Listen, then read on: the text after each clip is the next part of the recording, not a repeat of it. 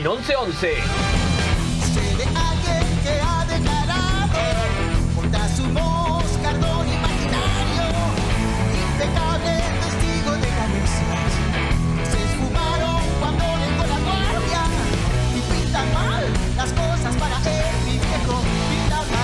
Desesperación y chamullo en Ancham. Los políticos, cuando reciben un mal dato, suelen fingir demencia o hablar de cualquier otra cosa. Es más, nosotros tendríamos un montón de cosas muy buenas para hablar del día de hoy. Pero como yo soy Milei y detesto la forma de hacer las cosas que hace la política tradicional, y como odio a la inflación, y como el dato no me gustó y me repugna, voy a hablar de inflación. Lo bueno de este dato es para, ¿saben qué? Para tomar conciencia que la inflación para adelante se va a derrumbar y la economía va a retomar el fuerte sendero de crecimiento que teníamos previo al ataque de la política. Saquen los dólares de los colchones de la caja fuerte, llévenlas, inviertan. El presidente Trump me envió aquí personalmente, me envió con una misión muy clave, muy clara: trabajar con el gobierno del presidente Milei y con los Estados Unidos como su socio preferido. Que haya mayor empleo, tiene que haber crecimiento sostenido. Si vos generás crecimiento basado en el consumo por colapso de la demanda de dinero... Bla. Pasan todo, lo haces. Bla. Toto dice que esta vez se viene lo mejor. ¡En serio! ¡Qué emoción! El número de inflación, que seguramente será arriba del 3%. Lo que ha caído es el salario real de la mayoría de la gente. Hay gente que perdió el empleo y los salarios, aquellos que lo tienen, no alcanzan. A partir de abril, realmente los próximos 18 o 20 meses van a ser probablemente los mejores que Argentina haya visto en las últimas décadas. Que aumentaron la cantidad de suicidios. Desde que está este plan de gobierno, hay más de 70.000 muertos nuevos dentro de los jubilados. Adorni en el fondo del mar. Estoy en zona.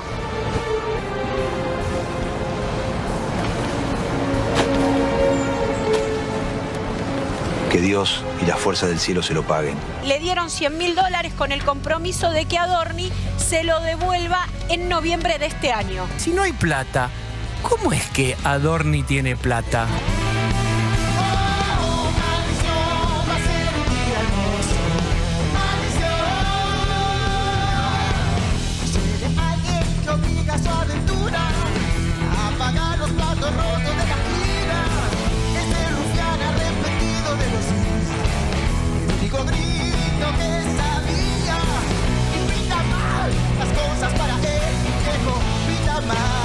Odian a los argentinos y vinieron a destruir todo. Capítulo PAMI.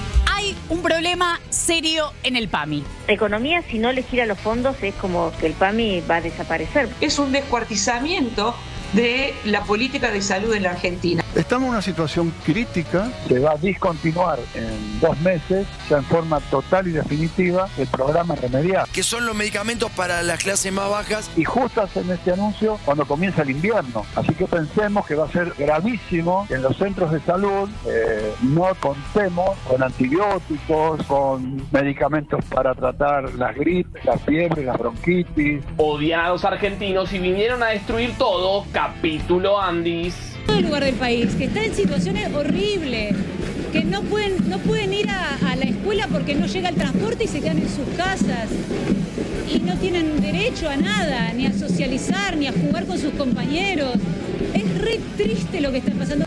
No vamos a ceder un ápice. Es muy triste. Y la sensación de la falta de escucha, de que nadie te escucha, de que nadie te atiende, que te cierran las puertas.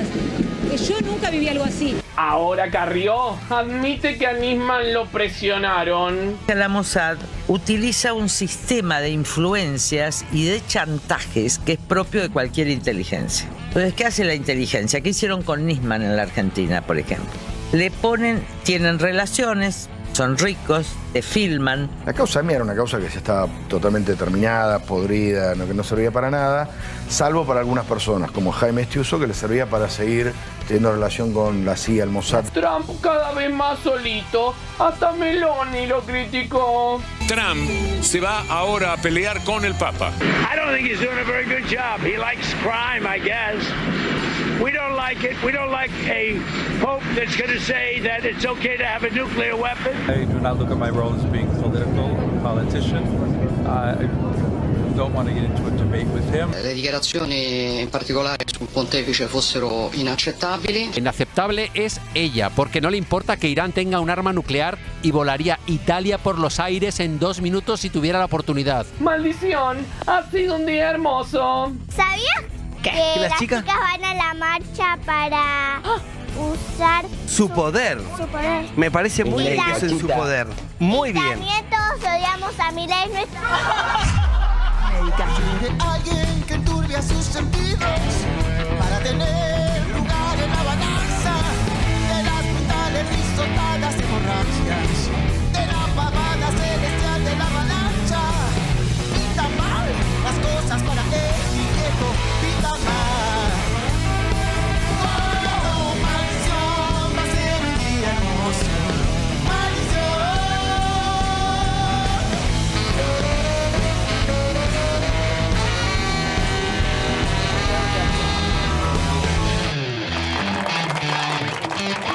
Hola a todo el mundo, ¿cómo les va? Bienvenidos. Empezamos, arranca 11:11 y hasta las 23, tu compañía obligada.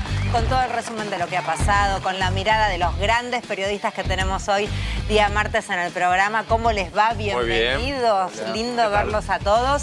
Y tenemos un invitadazo, Sergio Berni está allí en Gateras esperando para entrar y charlar con nosotros. Así que si sos de los que tienen opinión política, si sos de los que le interesa la mirada sobre lo que está sucediendo aquí y en el mundo, bueno, no te despegues de este programa. Con los mejores informes de la televisión también. Día también movido como todos. La verdad que nuestro país, con la inflación que ya lo había anunciado un poco el Toto ayer y se confirmó, 3,4. 3,4, sí, una inflación que baja para arriba, digamos, es lo que está logrando el gobierno, ¿no? Bien. Sí, es lindo el argumento de ellos de, no, lo que pasa es que estuvo la guerra. Y decís, bueno, pero hace 10 meses que viene subiendo y la guerra empezó hace... ¿Qué pasó, viejo? No, pero hay un eufemismo que Dani pescó que es genial. ¿Cómo no es que es inflación? ¿Cómo es, Dani? Esto no es inflación estrictamente, sino que los precios pegaron un salto para arriba. Ahí está. Me quedo tranquilo. Este es un textual de Javier Milei. Y hay es otra un textual de Javier Milei. Donde no es autoría de Dani. Lo dijo. También dijo que si no contás el precio de la carne que subió, no subió tanto. Dio 2,9 en realidad. Estudió todo, Daniel, el salto de los precios. ¿Cuánto era? ¿Cómo era? Más de 7 en algunos lugares. No, lo que pasa es que no es homogéneo. Geográficamente no es homogéneo. Tenés que la carne sube, suponte, 3,4 a nivel global, pero resulta que en Cuyo te sube 7 puntos y algo. Claro, sí, y en el Gran Buenos Aires 6 y pico. Sí, el índice es nacional, el índice de precios, este 3,4 es un promedio. Pero sí, acá en la región metropolitana entre el 6 y el 8% la carne. Bueno, pero si no la contás, habría menos inflación. Eso es lo que hacía Martínez de Oz, era el índice descarnado, se llamaba, porque en la época de la dictadura también el precio de la carne subía mucho. Entonces, lo mismo hacía Martínez de Oz, presentaba el índice de inflación descarnado, sin la carne. Pero acá, más allá de todo... Como si fuera algo poco importante aparte, ¿no? Claro. Además, sí, exacto. Claro. Una cuestión que me parece de salta a la vista. Si vos tenés un Estado que no homologa las paritarias por encima del 2% y después tenés una inflación del 3,4. Es inflación, el salto para arriba. Claro, tenés un salto para arriba del 3,4. ¿Qué pasa con la diferencia entre ese 2 y ese 1,4? Y se ve en el consumo, en la caída del consumo. Claro. Bueno, de eso vamos a estar hablando. ¿Y dónde eligió Javier Milei, el presidente de la Nación, dar un discurso para un poco argumentar estas cuestiones? En la AmCham, que es, lo voy a leer, la Cámara de Comercio de Estados Unidos en Argentina. Ah, mirá. O sea, sí, lo habló allí. Yo pensé que en los supermercados zona norte. No, también podía elegir a lo mejor dar alguna nota en algún medio o unos cuantos medios, ¿no? Plurales, como para poder también debatir, charlar. No. Fue en una atril, allí en un escenario, reitero, ante la Cámara de Comercio de Estados Unidos. Mira. Desesperación y chamullo en AmCham. Los políticos cuando reciben un mal dato, suelen fingir demencia o hablar de cualquier otra cosa. Es más, nosotros tendríamos un montón de cosas muy buenas para hablar del día de hoy. Pero como yo soy Milei y detesto la forma de hacer las cosas que hace la política tradicional, y como odio a la inflación, y como el dato no me gustó y me repugna, voy a hablar de inflación. Lo bueno de este dato es para, ¿saben qué? Para tomar conciencia que la inflación para adelante se va a derrumbar y la economía va a retomar el fuerte sendero de crecimiento que teníamos previo al ataque de la política. Estamos sacando un montón de leyes y la verdad que con acuerdo, especialmente de la Unión Cívica Radical. Ahora las leyes ustedes las tienen que convertir en realidad. Me pido una otra aplicación y me busca un señor, un poco mayor. ¿Tipo qué edad más o menos? 70. Para mí 70. Señor. Más o menos. No debería estar trabajando. ¿Por qué? Si el mundo fuera justo. La modernización laboral ahora está en manos de las empresas. Hace una cuadra, primer semáforo, se queda dormido. Pero también anda a saber cuántas horas está laburando. ¿Sabe qué pasa, hijo? Estoy hace muchas horas arriba del auto, me dijo. ¿No querés manejar vos hasta tu casa? Manejé yo hasta mi casa. No, mentira. Hagan sindicatos por empresa, anímense a contratar trabajadores que tienen un 70% de descuento en las... Hablemos de lo difícil que está haciendo buscar trabajo últimamente. Es algo que vengo notando aproximadamente hace 1 año y medio. Obviamente los sueldos no ayudan, es como que te quieren esclavizar en muchos lugares. En esa desesperación de no encontrar trabajo, uno puede llegar a tomar estos trabajos que realmente las condiciones no son buenas. Antes era un poco más sencillo, siento que estabas 3 meses buscando como mucho y encontrabas, y ahora puedes estar 6 meses, 1 año, año y medio y no encontrar, y es muy frustrante, muy desesperante y es realmente angustiante. Háganse dueños de las leyes. Inocencia fiscal, saquen los dólares de los colchones de la caja fuerte, llévenlas, inviertan que la Argentina hoy tiene estabilidad. Saquen los dólares de los colchones de la caja fuerte. ¿Son de chamullar? El presidente Trump me envió aquí personalmente. Me envió con una misión muy clave, muy clara. Trabajar con el gobierno del presidente Milei y con ustedes, el sector privado, con un objetivo claro: asegurar que Argentina vuelve a crecer con más libertad económica, más estabilidad y con los Estados Unidos como su socio preferido. Milei trabaja para los ricos. Milei todos los días hace un negocio nuevo con los sectores de poder en la Argentina. The IMF was willing to say this time is different with Argentina, and Argentina has been a fantastic success. They're accumulating reserves every day as we speak. The tens of millions of people there are being brought out of poverty. 83,5% de los trabajadores asalariados formales sufre privaciones alimentarias durante la jornada laboral. Tens of millions of people there are being brought out of poverty. The government of Javier Milei, I'm very interested to see it was the poorest elements of Argentine society who voted for him this time around, and the young people. So there's optimism there. Estoy cansada ya. 28 años tengo y lo único que digo todos los días es que estoy cansada. No me alcanza para comer, me cuesta comprar un paquete de fideos, me cuesta ir a la verdulería, no llego a fin de mes, me tengo que endeudar. And the young people. There's optimism there. La realidad es que todos los días digo, ¿para qué? O sea, voy a seguir viviendo para pagar deudas de acá a que me muera. Para que haya mayor empleo, tiene que haber crecimiento sostenido, ¿sí? Si no, es un falso crecimiento. Si vos generás crecimiento basado en el consumo por colapso de la demanda de dinero... Pasa entonces, lo haces. Para que haya empleo, tiene que haber inversión. Y lo que nosotros estamos atrayendo es masivamente inversiones. ¿Cómo se sienten chamullando? ¿Qué tan buenos son? El caso del acuerdo con la Unión Europea, ese es un acuerdo que le va a permitir a la Argentina tener un 90% de importaciones-exportaciones. Un 90% de importaciones-exportaciones. ¿Qué? O sea, ¿qué?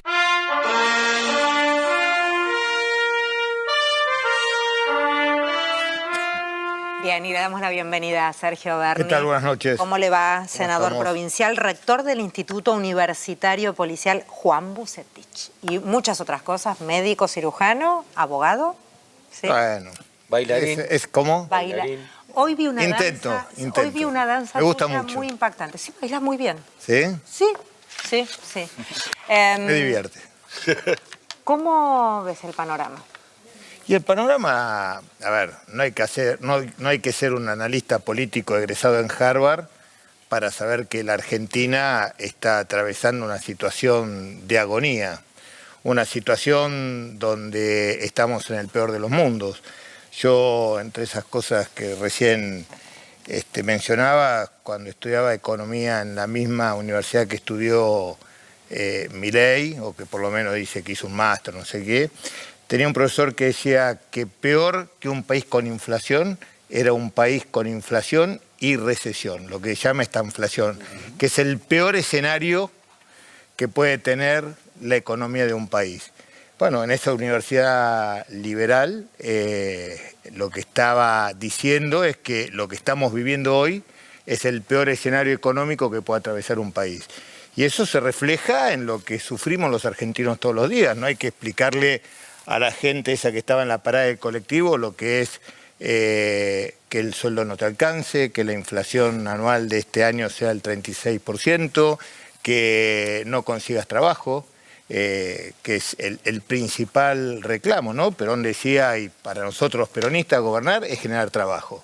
Y me parece que ese es el gran desafío que tenemos de cara al futuro del peronismo. Cómo revertimos esta situación, cómo volvemos a generar trabajo y cómo volvemos a generar una Argentina industrializada sin grupos de especulación que a veces generaban esos cortocircuitos en la economía que muchas veces supo tener el peronismo. Me parece que ese es el gran desafío y en ese camino estamos, no tengo ninguna duda. Respecto de la inversión, de lo que hablaba Caputo, diciendo estamos atrayendo masivamente inversión, te leo... Masivo, bro. Bueno, adelantamos, no es verdad, ¿no? Te leo el informe de Orlando Ferreres, el consultor de la City porteña. La inversión cayó 11,4% en febrero. Es el segundo mes del año, confirma una aceleración en la contracción de la inversión tras una baja de 1,3 en diciembre, una merma del 8,6 en enero y una caída del 11,4 en febrero.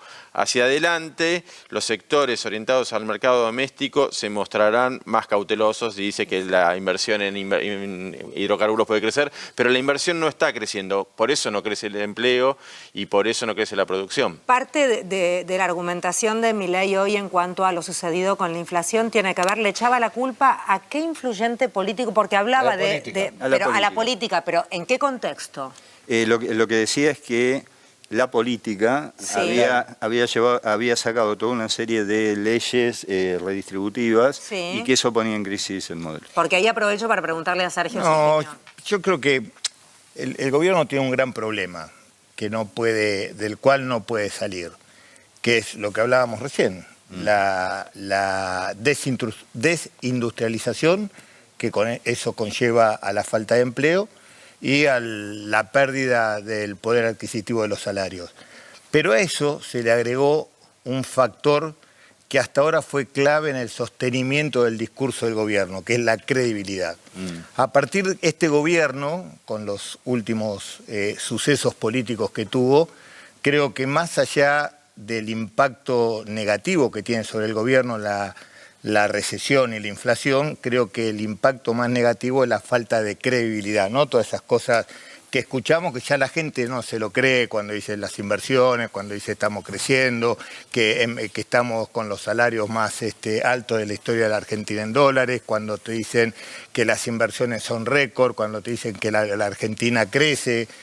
Bueno, son cosas que ya cuando al mago se le descubre el truco, se acabó la magia. Y me parece que este gobierno, a la inflación y a la falta del poder adquisitivo, lo que Clinton diría en la economía estúpido, se le agrega la falta de credibilidad. Y eso hace un cóctel explosivo. Hablando de Clinton, te quería preguntar, Bernie, ¿qué te pasa a vos como político y como argentino cuando ves no solo la Cámara de Comercio norteamericana, que está bien que los políticos se junten, es un país independiente, pero cuando ves que está el embajador de Estados Unidos hablando en esos términos, cuando ves a Scott Bessent hablando en esos términos, ¿qué te pasa como argentino? A ver, a mí lo que haga los representantes de Trump en la Argentina, lo que digan, la verdad, si tuviéramos un gobierno que represente los intereses de la nación, no me preocuparía. Lo que me preocupa no es lo que dicen, sino lo que hace nuestro gobierno en entrega de esa soberanía, ¿no? Porque cuando hablamos de soberanía todo el mundo entiende a la soberanía como un proyecto de autodeterminación en materia territorial. Pero en realidad lo que estamos viviendo ahora es un proceso de desnacionalización. Y en ese proceso de desnacionalización no solamente estamos en disputa y cediendo, no solamente cuando hablamos de soberanía territorial, estamos hablando de soberanía económica, estamos hablando de soberanía tecnológica, porque nos han exigido y hemos agachado la cabeza y hemos dicho sí señor a Estados Unidos al proyecto de desmantelar nuestro proyecto espacial con los satélites que hoy son elementos claves en un mundo que está en conflicto permanente, ¿no? Hoy las cadenas de abastecimiento crítico y por sobre todas las cosas el aporte tecnológico en lo que tiene que ver los conflictos bélicos es fundamental. Lo que ha dejado la guerra, estas últimas guerras, por sobre todas las cosas de Irán y Estados Unidos, es que hoy el hombre es un observador, no es un partícipe activo de la guerra. Y eso tiene que ver con la tecnología, por eso la aparición de todos los drones. Y esos drones tan eficientes y tan baratos que hoy estamos viendo, tienen un núcleo central, que es cómo se dirige, con qué se dirige, con los satélites. Por eso es muy importante y es estratégico para un país tener capacidad de fabricar satélites y colocarlos en el espacio, porque además no es que uno lo fabrica, pum, lo tira como una canita voladora y allá van. Necesita una autorización. Esa autorización es la capacidad de mantener en movimiento esa órbita. Si el país no pone los satélites, pierde esa capacidad de tenerlos. Eso se llama soberanía espacial. Lo vemos también con lo que está pasando en materia de soberanía energética y no solamente tiene que ver con lo que pasa con Vaca Muerta. Ahora, fíjese, el país tiene que... este gobierno tuvo la suerte de dar toda la infraestructura que dejó el gobierno de Alberto Fernández en materia de gasoductos que le permite ahorrar casi 8.000 millones de dólares al año. Ahora el país tiene que, por falta de invertir un tramito muy chiquitito del gasoducto del norte, tiene que importar más de 1.500 millones de dólares en gas. Pero el tema central es lo que está pasando, cómo cedimos soberanía energética en materia nuclear. La Argentina es país de vanguardia en desarrollo de ingeniería nuclear. Usted sabe que una central nuclear, no sé si los aburro, pero me parece que es importante que... Sí, una central nuclear es un grupo electrógeno, ¿sí?, que produce energía. Los grupos electrógenos que tenemos en casa se le pone nafta y producen energía. Bueno, los reactores nucleares se le pone uranio y produce energía a partir de la fisión de uranio. El gran problema de esas usinas es que son megas usinas, son muy grandes, no se pueden hacer en escala. Todo lo que se ha fabricado en el mundo en escala, primero se le pone el combustible, después se hace la usina y alrededor de eso se hace un submarino, se hace un portaaviones y cuando el uranio de adentro de la usina se acabó, la vida útil del submarino y del portaaviones no sirve más. No se puede recargar. No se puede recargar. La Argentina es pionera, es vanguardia en proyecto de lo que se llaman reactores modulares. Esos reactores modulares son esos pequeños reactores que no solamente se pueden colocar en un submarino, sino que se pueden colocar en una ciudad donde se necesite, donde sea necesario. ¿Y cuál es la diferencia? Que se puede recargar.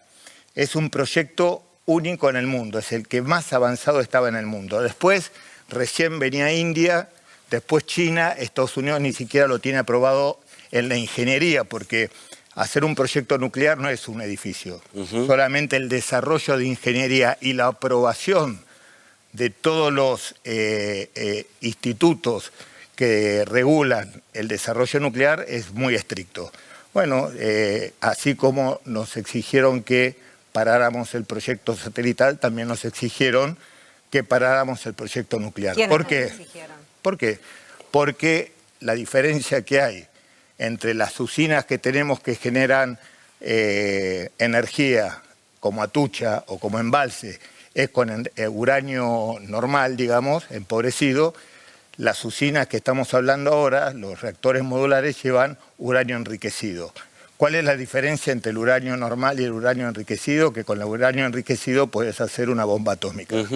Cuando haces una bomba atómica tenés la capacidad de fabricar una bomba atómica, estás sentado en la mesa de los que toman decisiones geopolíticas en el mundo. Son solo 9 países. Y eso es lo que estamos entregando hoy en la Argentina. O sea, por eso, ¿quiénes nos exigieron? Estados Unidos. Obviamente. Entonces, esas son las cosas que nos preocupan, no las cosas que nos dicen, sino las que este gobierno agacha la cabeza y obedece.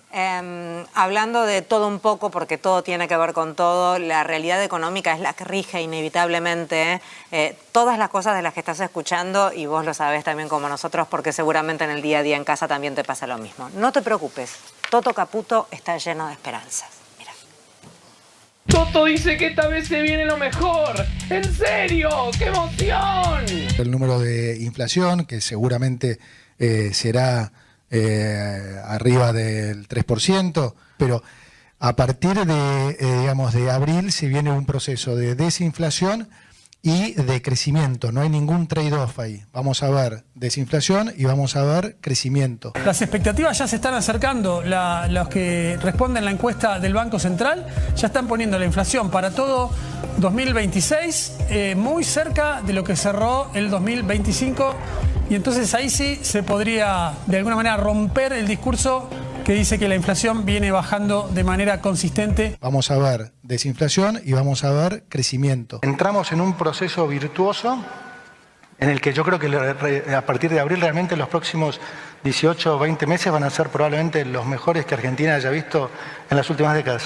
El ministro Toto Caputo, una suerte de stand-up, ¿no? Porque dijo, se vienen los mejores meses que van a vivir. O sea, el contraste que yo siento y que sentimos en el equipo económico y el presidente versus lo que se lee, está probablemente, ese gap está casi en los máximos, porque se vienen realmente los mejores 18 meses de Argentina de las últimas 2 décadas. La venta minorista durante 11 meses viene cayendo, y en lo que va del año, en este primer trimestre, ya acumuló una caída del 3,6%. Lo que pasa que esto, bueno, lo que tiene que ver es que lo que ha caído es el salario real de la mayoría de la gente. Hay gente que perdió el empleo y los salarios, aquellos que lo tienen no alcanzan. Los próximos 18 o 20 meses van a ser probablemente los mejores que Argentina haya visto en las últimas décadas.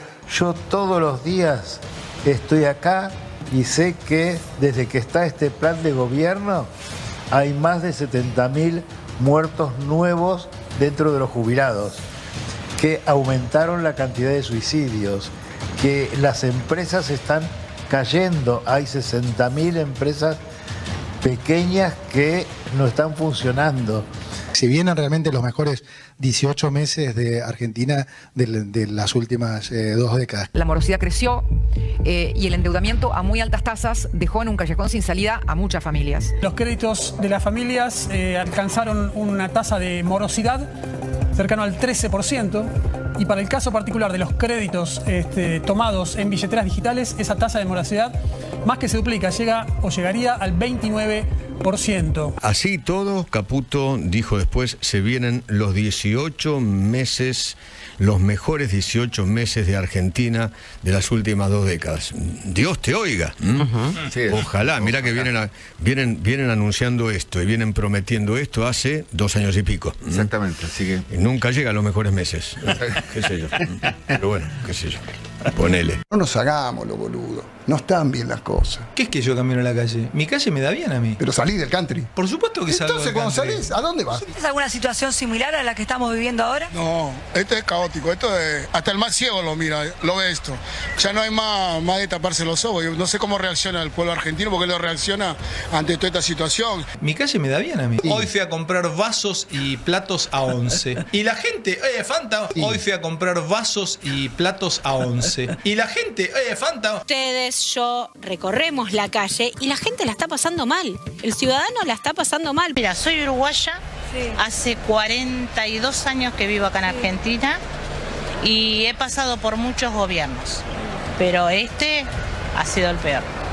Sinceramente, porque es como que todos los días hurgueteas, rascar, como se dice, ¿no? Fondo de la olla. Sí, para tener el plato de comida. Un alto grado de conflictividad en todo el país. Vos imaginate un trabajador que es pobre, que encima no tiene derecho a defenderse, que lo despiden y los delegados no lo pueden defender porque no pueden hacer huelga porque son esenciales, que no pueden hacer una asamblea porque hay que pedirle permiso al patrón. Es decir, el grado de conflictividad se va a ver reflejado en todos lados y en la calle también. Y sí, se vienen los mejores meses. Los mejores meses. Es lo más parecido a los brotes verdes, ¿no? Claro. De Macri. Claro, estamos en el mismo periodo, de la misma manera y de la misma forma. Y la gente ya lo entendió. Por eso digo, al mago se le acabó la magia. Bueno, un poco esto que decían también en el informe, esto de que a la gente le queda poca mecha ya, hay poca paciencia, si querés, que es lógico. No sé, yo veo que la gente se queja, pero no veo la calle convulsionada. No la veo convulsionada. ¿Te parece? ¿Y eso qué te parece? Yo digo, no sé, es un fenómeno raro. Ajá. Es un fenómeno muy raro. Que de resignación, veo, digamos. no sé, es un fenómeno raro. Yo estoy acostumbrado a estar en todos los conflictos, estar en la calle, capaz que ese hábito de médico fui el que durante muchos años puso el termómetro en la sociedad. Más allá de todos estos problemas que hoy atraviesa la Argentina, cuando uno pone el termómetro social, son más reclamos individuales que reclamos grupales, ¿no? Me parece que estamos en esa etapa, en la etapa del reclamo grupal. Ahora, más allá de esto que vos decís, da la impresión de que de todos modos Milei expresa un orden que está con problemas, digamos, que cruje, que tiene tensiones, etcétera, etcétera. ¿Qué pasa con la oferta de un orden alternativo? No, yo no creo que tenga, no veo en Milei un orden, veo un desorden. Sí. Veo un proyecto. Veo un desorden muy grande, un desorden no solamente macroeconómico, microeconómico, un desorden político fundamentalmente, ¿no? Porque en definitiva, y esta es la diferencia por ahí que tienen los liberales con lo que tenemos los peronistas, ¿no? Néstor Kirchner siempre nos decía que la economía tiene que estar al servicio del hombre, no el hombre al servicio de la economía. Y en este gobierno el hombre está al servicio de la economía y esa economía está al servicio de los grandes intereses, porque de eso se trata la política. La política se trata de defender intereses o representar intereses. Nosotros representamos, el peronismo representa los intereses del país y los intereses de las grandes mayorías. Este gobierno representa intereses que no son los intereses del peronismo, no son los intereses del país, no son los intereses de las grandes mayorías. Recién hablábamos de la pérdida de soberanía territorial, la pérdida de soberanía energética, la pérdida de soberanía aeroespacial. Esta semana vimos la lamentable pérdida de soberanía legislativa, como a través de la legislación impregnada por lobistas de empresas extranjeras van saliendo proyectos que lo único que hace es llevar esa riqueza afuera y dejarnos, porque cada gramo de mineral que sale, cada buque con grano que sale de manera inapropiada es pobreza que nos queda. Y eso es lo que estamos siendo testigos en este momento. Ahora, y en ese escenario, ¿cómo ves la construcción de una alternativa? Bueno, yo creo que primero, el peronismo está saliendo de ese shock postraumático que nos dejó el gobierno de Alberto Fernández. Creo que el peronismo empezó a movilizarse. Creo que el peronismo empezó a recuperar la autoestima. Me parece que una de las cosas que dejó la última elección es que el peronismo perdió esa autoestima, ¿no? Y me parece que aquellos que creemos en el peronismo, pero no que creemos mágicamente o empíricamente, creemos porque tiene una doctrina, porque tiene una filosofía, porque tiene un arraigo con esa visión humanista, es la salida que necesita este país para recomponer todo este desastre que ha dejado Milei. Por eso no tengo ninguna duda que el peronismo organizado va a ser una alternativa fuerte de poder para el 2027. Ahora, en ese proceso de organización y de discusión y de salida del shock también del peronismo, pareciera haber como una serie de teorías distintas. Está el que dice hay que ir con un gobernador, hay que ir con un outsider pero peronista, hay que ir con un profesional de la política, hay que ir con... ¿Cómo te posicionás vos? ¿Cómo ves eso ahí? Es que yo no lo veo así, yo no lo veo con quién. Yo creo que el problema que tuvo el peronismo es que se apartó de su doctrina, ¿no? El gran problema del peronismo es que dejó de ser peronismo y el peronismo se vació de peronistas. ¿En qué momento lo pones eso? Y desde el momento que Alberto Fernández dijo que estaba más cerca de la cultura hippie que de las 20 verdades del peronismo, dije cagamos, ¿no? Por eso... ¿Dijo eso, Alberto? Dijo eso, Alberto, sí. Por eso no me acuerdo. Yo lo reputeaba en febrero cuando... En arameo. Cuando empezó la... Pero no porque sea un visionario, sino porque soy un doctrinario. O sea, yo soy médico, soy cirujano. La cirugía tiene una técnica. Sergio, si yo me aparto de la técnica... Si a mí la técnica me dice, mirá, si le cortás la aorta a un paciente se va a morir desangrado, no voy y se la corto a ver si es verdad. Claro. Entonces, bueno, el peronismo tiene una doctrina, esa doctrina ha sabido llevar a la Argentina a posiciones importantes en bienestar de la sociedad y me parece que aquel que habla en nombre del peronismo desvirtuando o apartándose de su doctrina, bueno, es el problema que tuvimos con este último ensayo peronista, que de peronista no tuvo nada. ¿Y hoy están todos de acuerdo más o menos en eso que decís? No, porque el peronismo todavía se sigue mirando, no el peronismo. Muchos actores del peronismo se siguen mirando el ombligo y están mirando su metro cuadrado. No están pensando en el país, salvo excepciones, por supuesto, pero gran parte de los dirigentes están mirando su metro cuadrado y están viendo cómo se posicionan para cuando suene el listo ya, picar en punta. Me parece que ese es un gran error, ¿no? El peronismo tiene que estar pensando cómo vamos a demostrarle a la sociedad que tenemos la capacidad para revertir este proceso nefasto de la Argentina. ¿Te referís capaz a los que van adelantando candidaturas? No, adelantar candidaturas no me parece mal, me parece aquellos que utilizan al peronismo como un posicionamiento electoral, pero están muy lejos de esa doctrina que hablamos, ¿no? Da nombre. Da nombre, nenita. Me parece que no hace falta, ya nos conocemos todos, ya sabemos. Y a ver, me parece que si vos estuviste con Cristina, después te fuiste con Massa, después te fuiste con Randazzo, después te fuiste con Alberto Fernández, después te fuiste con fulanito, y me parece, vos confiarías en una persona así.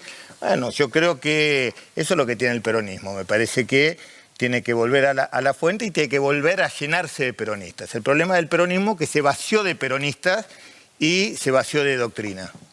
Respecto del tema del día y que también tiene que ver mucho con el desgaste que ha sufrido el gobierno de Alberto Fernández, el peronismo, que es la inflación. Perdón, yo lo reputé a Alberto Fernández, pero al lado de esto es Churchill. Claro, sí. Perdón, No, igual es cierto. Perdón, Alberto. Sí, ahí va el capitán Beto. Perdón, Alberto. Bueno, y la inflación que tenía, terminó muy mal con la inflación, Alberto, ¿no? Y el peronismo quedó muy marcado por eso. El gasoducto lo hizo Alberto también. También es verdad. Sí. ¿Cómo? Hizo mucha obra pública. El gasoducto lo hizo Alberto. Hubo récord de obra pública en el gobierno de Alberto Fernández. Sí, algunas cosas. Pero la inflación fue un tema... No nos endeudamos. Bueno, me parece que un mérito que la gente atribuye a Milei es haber bajado significativamente la inflación. Obviamente que doña Rosa, que no tuvo la oportunidad por ahí de estudiar economía o entender la economía, ya no le importa la teoría, le bajaron la inflación y ya es suficiente. Bueno, hay que explicarle a doña Rosa que bajar la inflación apagando la llave de la economía es muy fácil, lo hace mi hijo que tiene 9 años. Mire, cuando usted decide apagar la llave de la economía, la economía se frena. ¿Vio cuando viene un avión de combate y aterriza en un portaaviones? Que viene a una velocidad supersónica y se clava. Bueno, cuando usted baja la palanca de la economía se frena a esa velocidad. Ahora, para ponerla en marcha, es un tren de carga en una subida que le cuesta un montón, no solamente de esfuerzo, sino de tiempo arrancar. Y más cuando hay, ese es el proceso que tenemos que enfrentar y ese es el gran desafío que tiene el peronismo. No con quién, no cómo, sino demostrar que tiene esa capacidad y esa virtud para volver a hacerlo, porque lo hizo siempre, así que esta no va a volver a ser la excepción. Estás hablando de Doña Rosa y esto de, la verdad es que yo mientras te escuchaba hablando de baja la inflación, y yo decía, Doña Rosa no se entera, Doña Rosa soy yo que no se entera que voy al súper todos los días, claro, y no me alcanza la guita y me sube todo menos el sueldo, digo. Y en ese contexto aparece PAMI y aparecen los discapacitados. No, el problema de agonía que está sufriendo el sistema de salud en la Argentina es tremendo. Vos sos médico, solamente los comprenden aquellos que hoy padecen lamentablemente una enfermedad y son víctimas del desamparo del sistema sanitario en la Argentina. Decíamos... No es casualidad, fíjese, las obras sociales más importantes del país, PAMI, leía hoy que está fundida. Y OFA, que es, si no es la segunda, es la tercera. La obra social de las Fuerzas Armadas y de las Fuerzas de Seguridad. Con un déficit que nadie puede explicar de dónde salió y las Fuerzas de Seguridad y las Fuerzas Armadas sin cobertura médica. Así podemos ir enumerando una por una. Y eso va haciendo mecha de a poquito, va haciendo mecha. A la gente le cuesta aceptarlo, le cuesta entenderlo, pero a veces el golpe con la realidad... Mira, yo te voy a contar un caso que me pasó. Tengo un amigo, yo fui a un colegio donde tengo muchos ex compañeros, sobre todo del PRO, ¿no? No importa. Sí, quiero saber. Y jugaba al rugby con muchos compañeros, con muchos compañeros del PRO. ¿Barrio? ¿No? Sí, el rugby es y tengo uno fanático, ultra fanático de Milei. No hay forma de entrarle, me lo tuve que bancar durante 2 años. El único tema de Milei, la apertura de las importaciones, bueno, qué bueno. Compré el otro día, hace poco, un auto deportivo, gracias a que bajaron los impuestos, que abrieron las importaciones. Milei es lo más grande que hay. Auto chino, ¿no? No, los de lujo que tuvieron un plus, ¿no? Un muy lindo auto deportivo. Salió a la ruta y a los 200 kilómetros dejó medio motor y toda la trompa del auto. Hoy lo putea a Milei en arameo. Eso es lo que le está pasando a la sociedad. Es una buena meta. Eso es lo que le está pasando a la sociedad. Sí. Esto es lo que me pasó a mí. Peor en el colectivo. En menos de 24 horas entendió los beneficios de la liberación de la economía a la desinversión del país. Porque lo sufrió el carne solo, digamos. Hablábamos de PAMI, hablábamos del sistema de salud colapsado y hablábamos de los más vulnerables, que también hay algo ahí bastante complejo. No quiero adjetivarlo más para no irme al pasto, pero digo, el comenzar por los jubilados y el comenzar por los discapacitados de verdad duele y enoja. PAMI, vamos. Odian a los argentinos y vinieron a destruir todo. Capítulo PAMI. Hay un problema serio en el PAMI. Economía, si no le gira los fondos, es como que el PAMI va a desaparecer, porque obviamente no puede mantenerse con los recursos propios. Lo que estamos viendo es un descuartizamiento de la política de salud en la Argentina. Estamos en una situación crítica en donde además de caerse prácticamente todos los programas de prevención, de promoción, muchos de asistencia, se va a discontinuar en 2 meses, ya en forma total y definitiva, el programa Remediar. Vamos a hablar del plan Remediar, que son los medicamentos para las clases más bajas, que generalmente eran genéricos y que vino de la mano de Ginés González García eso, ¿no? Exactamente, empezó en 2002. Y justo hacen este anuncio cuando comienza el invierno. Así que pensemos que va a ser gravísimo que en los centros de salud no contemos con antibióticos, con medicamentos para tratar las gripes, las fiebres, las bronquitis, todas las enfermedades típicas del invierno. Un paro de médicos de cabecera de PAMI. Nos quieren pagar 2.100 pesos por paciente y por mes, no por consulta.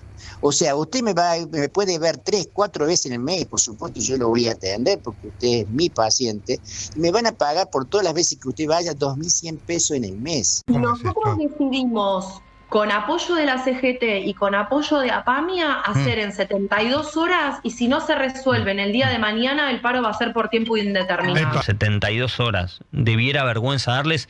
El titular de PAMI, yo ya no me pesa decirlo, tiene que renunciar, tiene que irse, es una vergüenza. Ni en el sector público llegué a tener que parar. Y estos 3 días me parten al medio porque yo no soy sindicalista, ¿entendés? No estoy acostumbrado a medidas de fuerza. El médico en general no está acostumbrado a medidas de fuerza, a ejercer, no sé, coerción para defenderlos.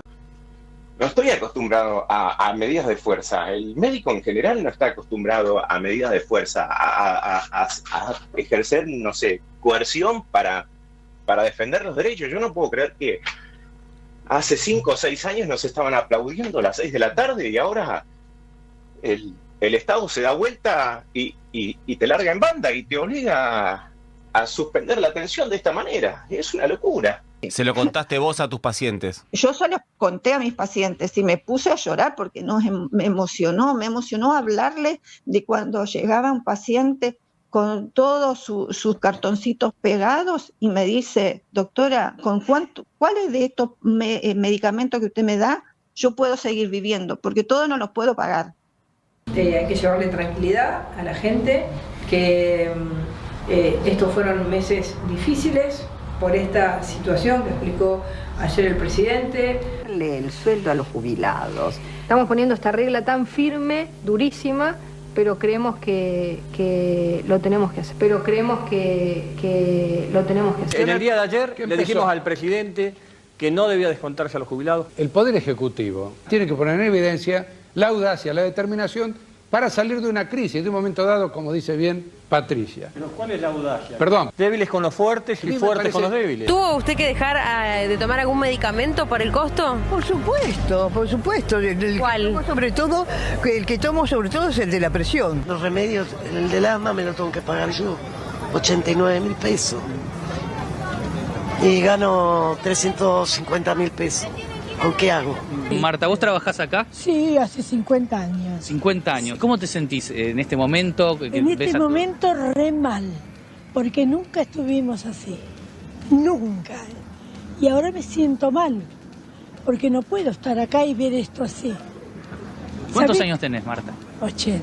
80. ¿Y seguís laburando? Sí. Tuve que venir acá, encadenarme, decirle por qué me encadeno, decirle tengo cáncer. Quiero operarme, quiero vivir, quiero que me respete como persona. Es mucha angustia. Perdón.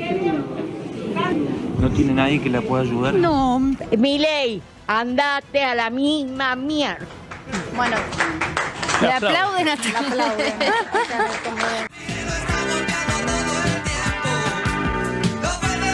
Bien. El diagnóstico está. Ahora estamos en la etapa que el paciente tiene que aceptar su enfermedad y después vendrá el peronismo con el tratamiento. Sí, pero en 2 años una persona enferma con una enfermedad terminal. No, los periodos constitucionales son así. Si uno pudiera elegirlo, capaz que elegiría otro, pero los periodos constitucionales son así. La Argentina, para nosotros, la voz del pueblo, la voz de Dios, lo eligieron para que gobierne 4 años. Pero obviamente que no le veo ninguna chance de que este modelo económico siga avanzando. Sergio, ¿qué puntos de acuerdo te parece que tiene que haber en esto que es el panperonismo, que hay peronismo de todos colores, de cara a 2027? Puntos de acuerdo políticos, justamente teniendo en cuenta este diagnóstico, ¿no? Desde el punto de vista político, ¿qué acuerdo tiene que haber? Creo que uno solo, Cristina libre. Después el resto lo dictamina la doctrina peronista. Y cuando vemos toda esta situación y vos coincido con tu diagnóstico, que la sociedad no está movilizada, que Pero pasan esos quiebres, ¿eh? Este quiebre que te conté recién de un amigo clase media alta. Se el auto, bueno, pero cuando sufrió en carne propia lo que es la desinversión, lo que es la falta de inversión en infraestructura, en salud, cuando te toca en carne propia, empiezan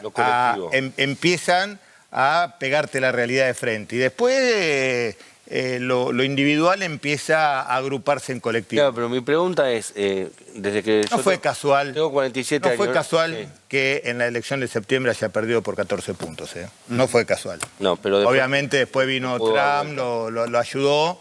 No porque le íbamos a los otros, porque se lo dice Trump todos los días en la cara, como hasta sobrándolo. Flaco, si no fuera por mí, vos hoy está muerto. Se lo dice personalmente, o sea, no es algo que estamos concluyendo nosotros. Pero a mí me pasa como peronista, que tengo 47 años, que veo que no hay una representación a nivel inédito, como que nunca en la historia pasó esto, que uno no ve un referente. Siempre uno sabía que estaba tal ahí esperando, que en tal año iba a aparecer tal. Es que es muy difícil. Pero ¿no hay también una autocrítica de la política profesional de decir, no estamos representando a esa gente? Bueno, yo creo que autocrítica la hacemos todos los días. Una cosa es hacer autocrítica, otra cosa es flagelarse. Son dos cosas distintas. Estar acá es una manera de hacer autocrítica. Decir lo que uno dice es una manera de hacer autocrítica.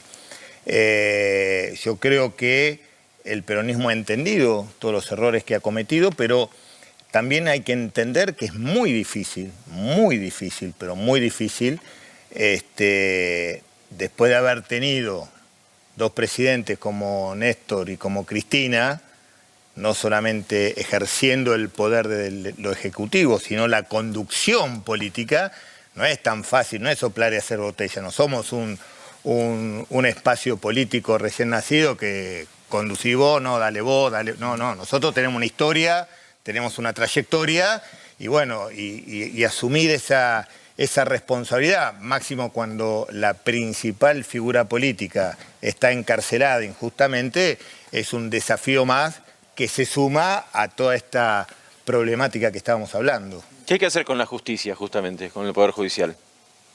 Yo creo que el Poder Judicial es uno de los grandes temas que tiene que encarar la reforma política. Yo creo que la Argentina necesita una reforma política, necesita una reforma judicial, y basándose en el principio de una reforma constitucional. Yo creo que la Argentina, uno de los grandes problemas que tiene, necesita avanzar en una reforma constitucional importante. Cuando hablamos de reforma constitucional, nos lleva al 94, nos lleva a esas reformas que tienen que ver con resolver intereses personales y a lo largo del periodo de la presidencia, o si puedo ser otra vez más presidente. No, tiene que ver con generar las bases de un cambio estructural y revolucionario, porque si el peronismo no es revolucionario, no es nada. O sea, los jueces se tendrían que elegir los jueces por el pueblo, por ejemplo.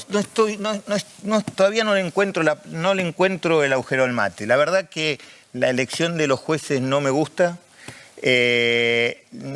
Todavía no logro poder sintetizar cuál sería la solución de la elección de los jueces. Si no lo designa el Poder Ejecutivo y lo aprueba el Congreso. La consejó la magistratura, bueno, ese sistema no me gusta. Sean vitalicios los cargos, por ejemplo. Ese sistema no me gusta, no me parece mal que sean vitalicios porque eso le da una independencia. Sí, que estén tanto tiempo pero me parece que la reestructuración del Poder Judicial debe venir desde adentro del Poder Judicial. Yo hablo con muchos hombres y mujeres del Poder Judicial y entienden que están atravesando una etapa de crisis y que esa definición tiene que resolverse desde adentro del Poder Judicial. Bueno, dentro de esas cosas que hay que tratar, como nombrar un juez, y yo todavía no me logra convencer o enamorar algún mecanismo en especial, cosa que muy pocas veces en política he cambiado de opinión, ¿no? Una de esas que fue así trascendental en mi vida política fue la ley de la interrupción del embarazo. Pero después en muy pocas cosas algo me motivó para cambiar una idea. Bueno, ¿estabas a favor o en contra? Estaba en contra. No, yo estuve todo el tiempo a favor. Todo el tiempo a favor. ¿Por qué? Porque yo ahora el 26 de diciembre van a ser 40 años que me recibí de médico. En aquella época hacíamos guardias antes de recibirnos. Yo hacía guardias por la zona de San Miguel, mucho por la zona de San Miguel, Hurlingham, y era tremendo la cantidad, en ese momento se llamaba síndrome de Mondor. El síndrome de Mondor es un producto de un legrado mal hecho, de un aborto mal hecho, se produce una infección y por esa infección hay una coagulopatía y la paciente muere desangrada. Y siempre no entendía por qué no había una ley que legalizara una práctica totalmente ilegal. O sea, las chicas llegaban a la guardia desangradas. Con el síndrome de Mondor. Un aborto mal hecho, pero era de todas las guardias. Era una práctica, no había guardia que uno no atendiera. Seguramente serían chicas pobres. Era zona. Y la verdad que, bueno, siempre estuve de acuerdo con que debería existir esa ley. Y estaba a favor hasta que lo escuché al Papa Francisco. Ah, mira. Y no me preguntes por qué.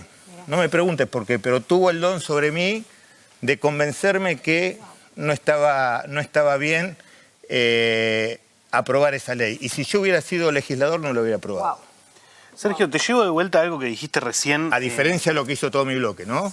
Que sí. No lo juzgo. No lo juzgo. Todo estuvo dividido igual. No lo juzgo, pero son una de esas cosas que me hizo... Bueno, el tema de la justicia es un tema que todavía no logro encontrarle la salida. Te llevo de vuelta, recién dijiste habría que hacer una reforma constitucional en Argentina. Es algo que no decís solo vos, lo dicen varios dirigentes de distintos sectores, y hay una coincidencia que tienen los políticos más de un lado, más del otro, los que están en el medio, que es, no, en Argentina tenemos que tener una serie de acuerdos porque no puede ser que cambie el gobierno y cambia todo, ¿no? Sí, y que sería algo necesario también, una serie de acuerdos para poder hacer una reforma constitucional. ¿Vos ves algún punto de acuerdo posible con el gobierno actual, con la Libertad Avanza, con el PRO? ¿Cuáles son esos capaz 5 puntos? No, porque no veo a la política, no veo a la política compenetrada en resolver los problemas de la Argentina. Veo políticos viendo cómo resolver sus problemas, no la política en general, cómo resolver los problemas de los argentinos. Veo esa mezquindad de la política que hoy se va expandiendo como la mancha de aceite en el mar, ¿no? Yo la verdad veo la Cámara de Diputados accionar y me pone mal. No veo no me genera una esperanza hacia el futuro. Pero tarde o temprano, como a mi amigo que la realidad le pegó en la cara y le hizo cambiar de opinión, yo creo que la política también le va a pasar lo mismo. Yo creo que la política está tocando fondo en la Argentina. Wow. Fuerte. Te propongo ir unos años atrás a un momento que seguramente en tu carrera y en tu vida, como la de todos los argentinos, fue medio un parteaguas, que tiene que ver con la muerte de Nisman. Tu rol allí fue preponderante y lo traemos porque en realidad quien lo trae nuevamente es Lilita Carrió, que en una entrevista decía esto. Ahora Carrió admite que a Nisman lo presionaron. ¿Cómo lo ves en la guerra con Irán? ¿Por qué pensás que se metió en este conflicto siendo que él había hecho Porque lo arrastró Netanyahu. ¿Y por qué lo arrastró? ¿Por qué Netanyahu tiene la capacidad de arrastrar a Trump? Por Epstein. El presidente estadounidense Donald Trump voló al menos 8 veces junto al pederasta Jeffrey Epstein en el avión privado de en la década de los 90, incluida una ocasión en la que viajó únicamente con él y con una joven de 20 años. Así lo indica un nuevo paquete de miles de archivos inéditos sobre el caso de Epstein que el Departamento de Justicia de Estados Unidos publicó. El caso Epstein, ¿vieron que sale Epstein? El caso Epstein es un caso... A ver, el padre de la chica de Maxwell, que no me acuerdo cómo es el nombre ahora de ella, como él pertenece a la Mossad, utiliza un sistema de influencias y de chantajes que es propio de cualquier inteligencia. Entonces, ¿qué hace la inteligencia? ¿Qué hicieron con Nisman en la Argentina, por ejemplo? Tienen relaciones, son ricos, te filman, te ofrecen lo que tus debilidades necesitan, por ejemplo, mujeres, tragos, relaciones, etcétera, y te filman y van extendiendo las relaciones. Yo estoy convencido de que Nisman se suicidó. ¿Por qué crees que se suicidó? La causa mía era una causa que ya estaba totalmente terminada, podrida, que no servía para nada, salvo para algunas personas, como Jaime Estiuso, que le servía para seguir teniendo relación con la CIA, el Mossad, etcétera, viajar por el mundo, conseguir recursos, conseguir personal. Y de pronto Cristina se cambia de rumbo, intenta negociar un acuerdo con Irán, a Estiuso y a Nisman los deja sin sentido en esa causa. Y expuestos también. Él estaba en un mundo al que no pertenecía, estaba en grave crisis porque le estaban sacando la causamia. Es decir, todo ese mundo que había construido alrededor suyo se desmoronaba. Él tenía un montón de empleados, un montón de recursos, un montón de plata. Entre 2010 y 2014, desde Israel Hayón, se depositó a través del banco Hapolim en Uruguay la suma de $280.000 a nombre del fiscal Nisman por supuestas conferencias que nunca fueron realizadas. No es únicamente que recibía dinero de Israel y de los fondos buitres, probablemente también lo recibiera de la CIA. Un montón de viajes, un montón de ego, un montón de mimos. Son fotografías que comenzaron a circular en las últimas horas y que se suman a otras fotografías que venían circulando del fiscal Nisman en torno a su vida privada, en la que se lo puede observar al fallecido fiscal, por ejemplo, en la playa, en eventos privados, como así también en diferentes entornos. Mujeres, tragos, relaciones, etcétera, y te filman y van extendiendo las relaciones. Entonces saca eso que era una carpeta de inteligencia de Estiuso, la denuncia con los llamados telefónicos de Luis Delía y toda esa pandilla, también muy berreta. Yo me tomé el trabajo de leer las páginas esas. En las 30 páginas de Nisman no hay ninguna prueba que muestre que la presidenta o el ministro o alguien más ofrecía impunidad a los autores del atentado. Es cierto, y esto hay que decirlo, que la denuncia de Nisman tampoco era la denuncia del siglo. Yo coincido con la Presidenta. Las denuncias de los fiscales pueden ser endebles. Esto es parte del juego de la investigación judicial, por supuesto. El gobierno está evidentemente muy preocupado porque la información y la denuncia es buena. Endeble. Es buena. Fuiste una de las últimas personas que habló por teléfono con Nisman. El sábado hablé varias veces, pero la última vez debe haber sido tipo 5 o 6 de la tarde. Yo hablé con él y junto con Laura Alonso pensábamos que era muy importante que él viniera al Congreso de la Nación. Presentarse ante el Congreso y él quería ir. Iba a ir con más pruebas, ese es uno de los mensajes que yo tengo del día jueves. Sí. El lunes voy fuerte con pruebas y signos de interrogación. Sí. El lunes voy fuerte con pruebas y signos de interrogación. Crónica del frenético intercambio de mensajes entre el fallecido fiscal y la diputada del PRO. Voy a decir lo mismo que en TN y no va a parecer serio, le confesó Nisman a Bullrich. Y en ese contexto le empieza a pedir un arma. Yo no sé si se suicidó o estaba coqueteando con la idea del suicidio, pero evidentemente algo pasó y en ese baño no entró nadie más. ¿Qué hicieron con Nisman en la Argentina, por ejemplo? Tienen relaciones, son ricos, te filman, te ofrecen lo que tus debilidades necesitan, por ejemplo, mujeres, tragos, relaciones, etcétera, y te filman y van extendiendo las relaciones.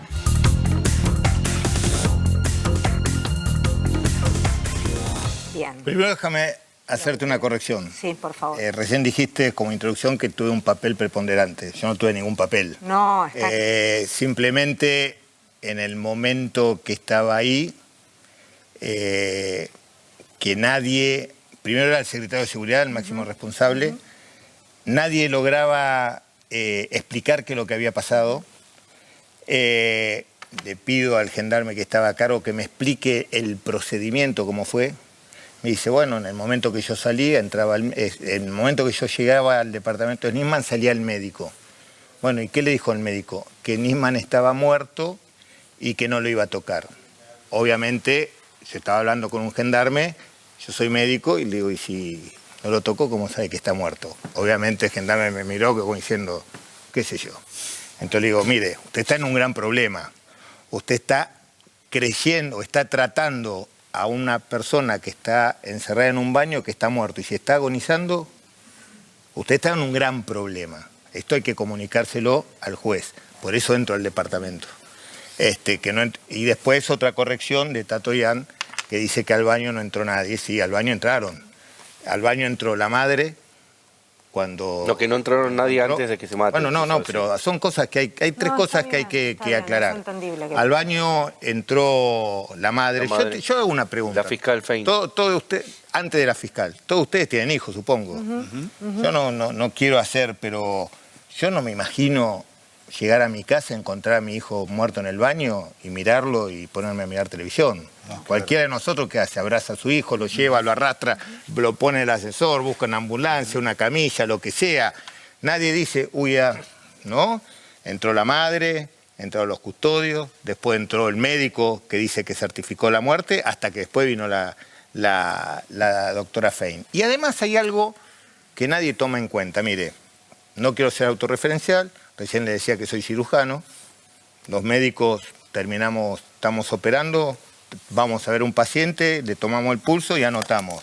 Tiene taquicardia, respiración normal, ojo, todo, ¿por qué? Porque lo que no está escrito en la historia clínica no existe. Bueno, en el Poder Judicial es exactamente lo mismo. Si el fiscal tenía alguna prueba, la tenía que volcar en el expediente judicial.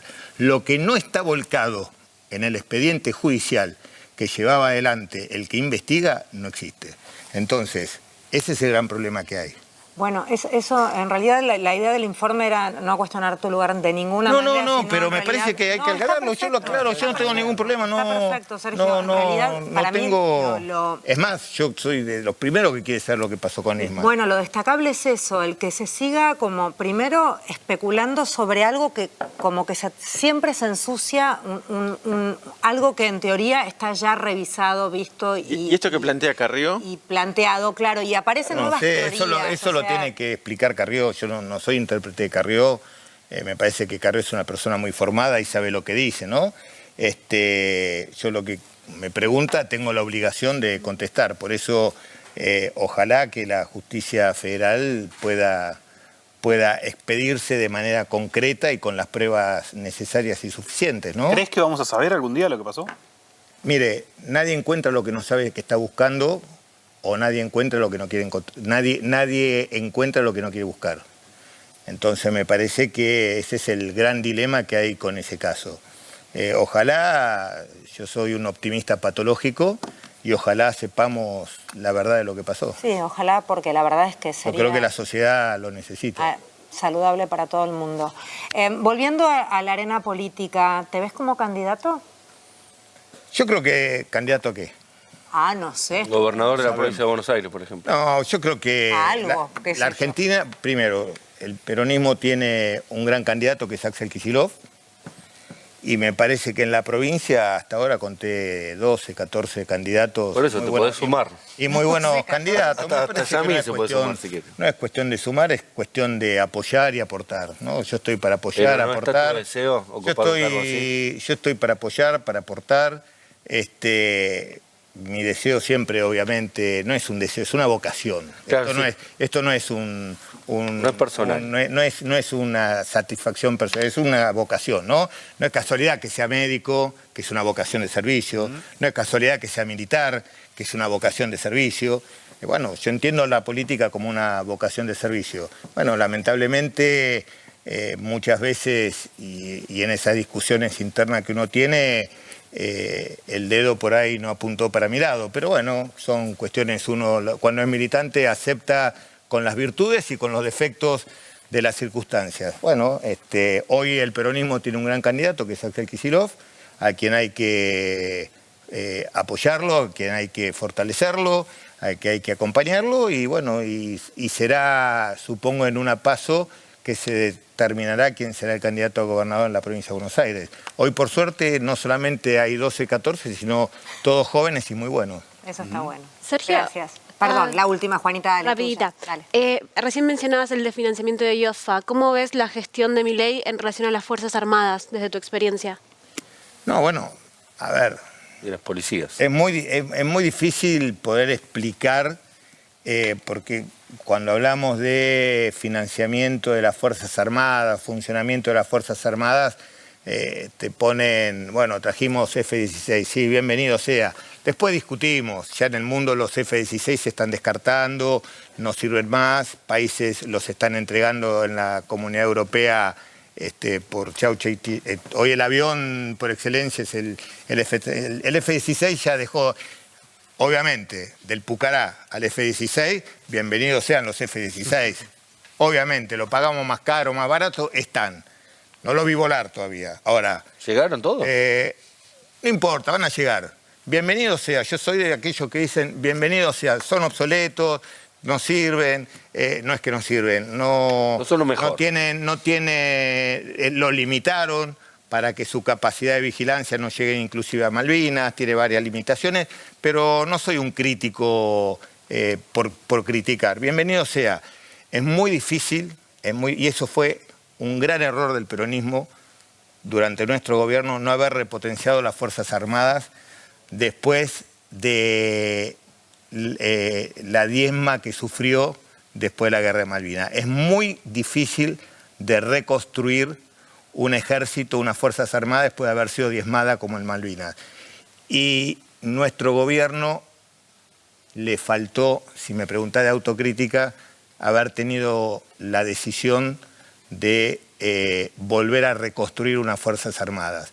Unas Fuerzas Armadas que tuvo, obviamente, no generalizo, sino que particularizo actuaciones totalmente cuestionables, reprochables, pero las Fuerzas Armadas son hombres y mujeres que juraron, como yo, dar la vida por seguir a nuestra bandera. Entonces me parece que una de las consignas pendientes que tiene el peronismo es nuevamente darle a las Fuerzas Armadas no solamente los instrumentos, sino el lugar en la sociedad que como hombres que están dispuestos a dar su vida por defender a la patria merecen. Gracias por venir, ha sido un gusto. Favor. Que tengas buenas noches. Vamos ahora a cambiar de tema, nos metemos en el mundo internacional, nos vamos con Trump. Dale, sigue polemizando ahora con el Papa, con Meloni, en fin, no para. Trump cada vez más solito, hasta Meloni lo criticó. Trump se va ahora a pelear con el Papa. Enfrenta a León XIV. Lo calificó como débil en materia de delincuencia y pésimo en política exterior. I don't think he's doing a very good job. He likes crime, I guess. We don't like it. We don't like a pope that's going to say that it's okay to have a nuclear weapon. We don't want a pope that says crime is okay in our cities. Trump también señaló que el Papa León XIV debería estar agradecido. No estaba en ninguna lista para ser papa y la iglesia lo puso allí solo porque era estadounidense y pensaron que esa sería la mejor manera de lidiar con el presidente Donald J. Trump. I'm not a fan of Pope Leo. El Papa León XIV le respondió. I do not look at my role as being political, a politician. I don't want to get into a debate with him. I don't think that the message of the gospel is meant to be abused in the way that some people are doing. And I will continue to speak out loudly against war, looking to promote peace, promoting dialogue and multilateral relationships among the states, to look for just solutions to problems. Too many people are suffering in the world today. Too many innocent people are being killed. And I think someone has to stand up and say, there's a better way to do this. Le dichiarazioni in particolare sul pontefice fossero inaccettabili. Esprimo la mia solidarietà a Papa Leone. Le dico di più, francamente io non mi sentirei a mio agio in una società nella quale i leader religiosi fanno quello che dicono i leader politici. Inaceptable es ella, porque no le importa que Irán tenga un arma nuclear y volaría Italia por los aires en 2 minutos si tuviera la oportunidad. Con Meloni tenían un rollo bastante fluido de que iban a salvar juntos la civilización occidental. Eran los Brangelina de la política. It's an honor to have the Prime Minister of Italy with us, Prime Minister Meloni, who's doing a fantastic job, and she's become a friend. She'll be saying a few words, but she's a very special person, and it's nice to have you with us. Thank you very much. Es el diablo, está bien que vaya contra el Papa. Y miren cómo se ríe de la religión. Ahí está disfrazado de Jesús. Un cruce de palabras acompañado de la publicación por algunas horas de una imagen en redes sociales que personificaba a Trump como un mesías, una foto que, según el presidente, se malinterpretó. Well, it wasn't depicted. It was me. I did post it, and I thought it was me as a doctor, and had to do with Red Cross as a Red Cross worker there, which we support. It's supposed to be me as a doctor making people better, and I do make people better. I make people a lot better. Estados Unidos e Israel lanzaron una ofensiva militar conjunta contra Irán. Un bombardeo alcanzó directamente una escuela primaria para niñas en la ciudad de Minaf, en el sur de Irán. Al menos 63 estudiantes murieron y 92 resultaron heridas. I do make people better. Al menos 8 personas murieron y 95 civiles resultaron heridos en ataques aéreos de Estados Unidos en la provincia iraní de Al-Borz. Trump sí retiró la foto de sus redes sociales en un hecho poco común, y es que parece haber tocado una vena sensible dentro de sus votantes. ¿Lo arruinaron como los Beatles diciendo que eran más grandes que Jesús? ¡Siempre! Así se llamó el segundo disco, más grandes que Jesús. It's terrible, it's gross, it's blasphemous, it's his usual.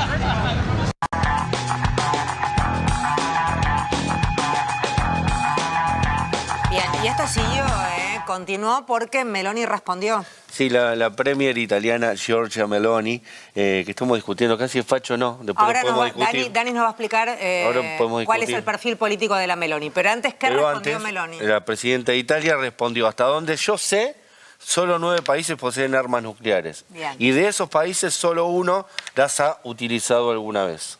Es decir, que le dijo a Trump que estás criticando lo que dijo el Papa León, y el que debería pedir disculpas es el Estado norteamericano, ¿no?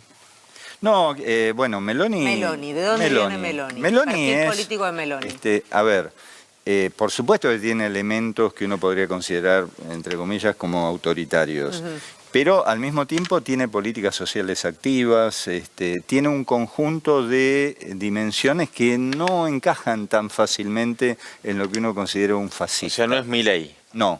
¿Puedo agregar 2 cosas sobre esto? Primero, que me da mucha risa que Trump diga que el Papa no debe hablar como un político, cuando el Papa es un político. O sea, dejo de lado la cuestión de la fe, lo que para cada uno representa el Papa, es un jefe de Estado. Entonces, eso ya lo convierte en un político. No, pero además se esperan siempre las declaraciones ante conflictos e intervenciones, indudablemente. Desde es siempre. El mediador por excelencia. Desde que se inventó el Vaticano, más o menos. Nosotros tenemos pruebas concretas, conflicto con Chile y demás cuestiones. Y el canal del Bico. Claro. No politicen al Papa, ustedes están muy sobregirados. El Papa no se debería meter en política, debería hablar solo de Dios. Tiene que leer, hacer la misa.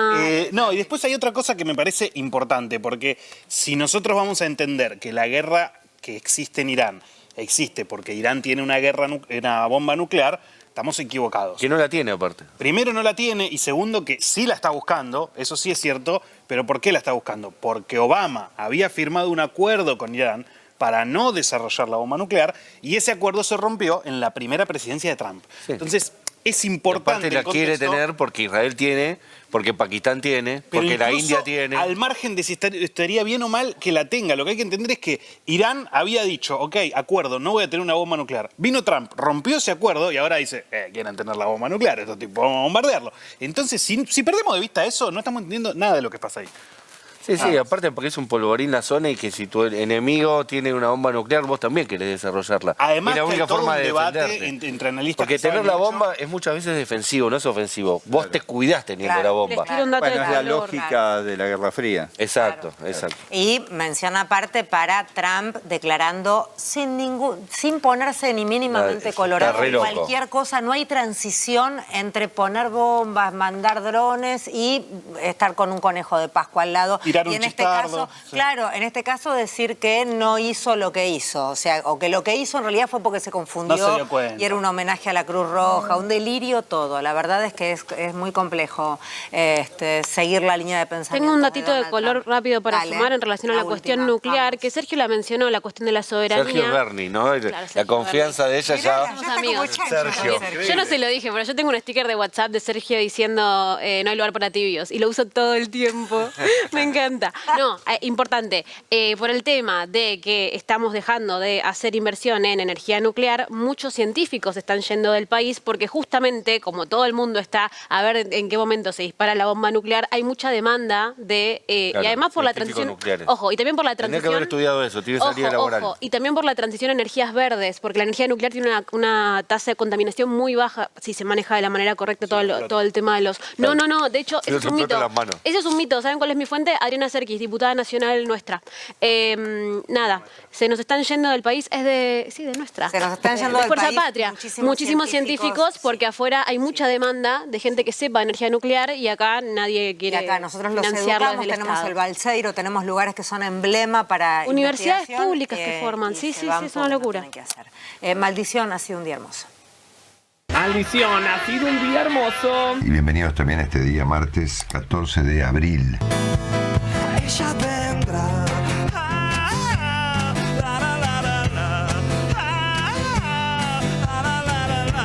La carne de burro avanza.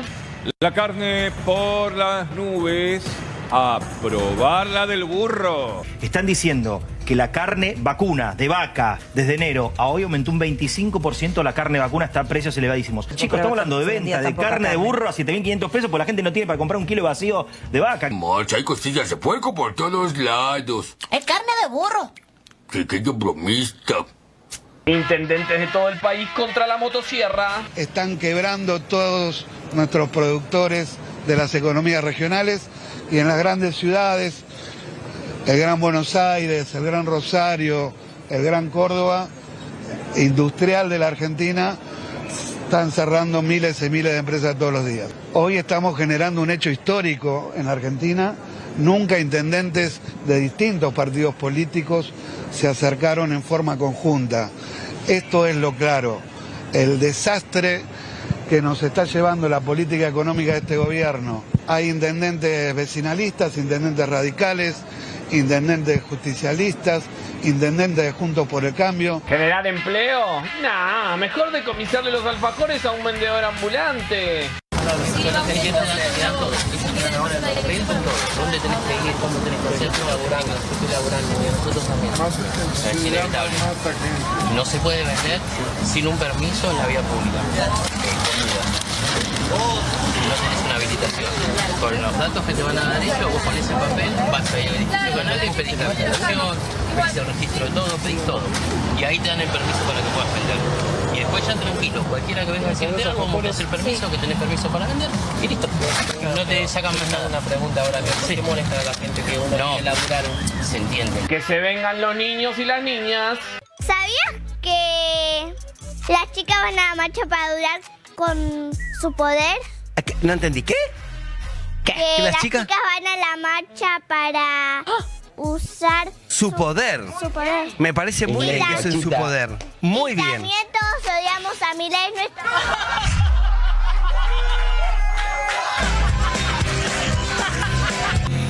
Y las heridas que marcan mi cara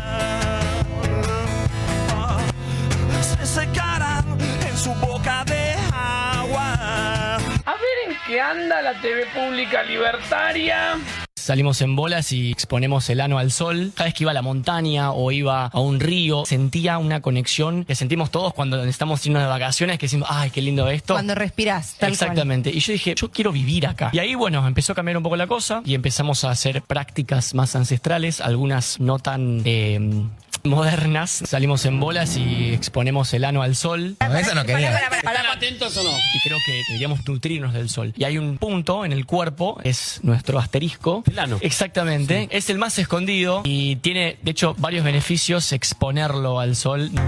Dejará de verme solitario besando mi almohada, solitario quemando mi cama, solitario esperándote.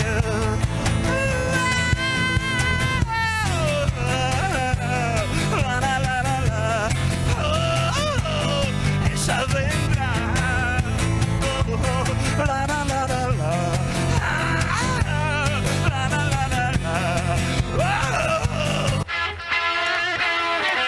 Bien, aplauso para la niñita adoctrinada, la niñita que manda mensaje rápido. rápidamente y a Paula decirle que tiene que dejar el micrófono. La niña no estaba diciendo nada que fuera inconveniente. Por supuesto. Aquí se me escapó algo. Hubo una secuencia en redes muy graciosa que una cuenta, X, publica el video y pone... Pasó esto, ¿no? Que qué sé yo, la hija de Paula Chávez, no sé qué. Y Paula Chávez salió como loca a decir, no es mi hija, por favor. No mal informes. No mal informes. Claro, dijo eso, de pero... ninguna manera. No votamos en esa línea. Dijo No, Paula. claro. Mis No, niños creo nunca que es dirían peor. cosas así. No hablamos de política. Claro, por eso. Claro, Mis niños nunca dirían exactamente. cosas así. Pero también la imposibilidad de no hacerlo, ¿no? Porque el planteo es no hablemos de política.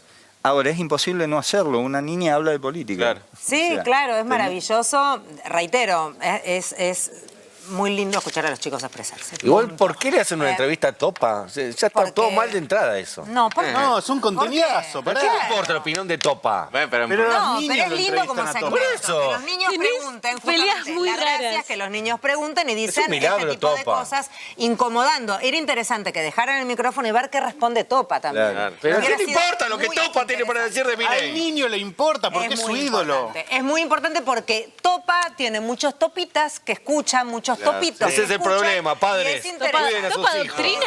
Topa, es bueno, Topa. Bancamos a todos. No, todo lo estás estirando Bancamos a para Topa. no confesar que vos sos de practicar ancestralmente en los baños, los baños ahí. Eso pasaba. ¿Qué cosa? Baño de sol. Los baños de Los sol. baños de sol. ¿se llama baño de Claro, sol? claro. No, ¿Qué son hace de en el baño? luna. Fuera. ¿Que yo le entrego mi ano ¿De al sol sol? o de luna? No, te lo bronceas. Te pones, ¿Sabés claro, cuál es la pones el ano a postura? tomar sol. ¡Federica! ¿Lo haces? Y por ¿Cómo eso voy a te estás traer el enfermando. ano al sol? Bueno, tenés que hacerlo porque es un puente energético importantísimo. Está buena la televisión pública, ¿no? Con las tarotitas. El streaming. Che, lo de la carne de burro es cierto, ¿eh? Se está comercializando a 7.500 pesos en Chubut porque la bola de lomo está creo que 12.000 Igual de sabés que base. yo no sabía que era legal hacer eso en la Argentina, porque viste que tenés todas Sí, las regulaciones. parámetros, Exactamente, sí. Pero claro, con este gobierno no hay nada de regulaciones. La regulación dice que ahora viene una tanda.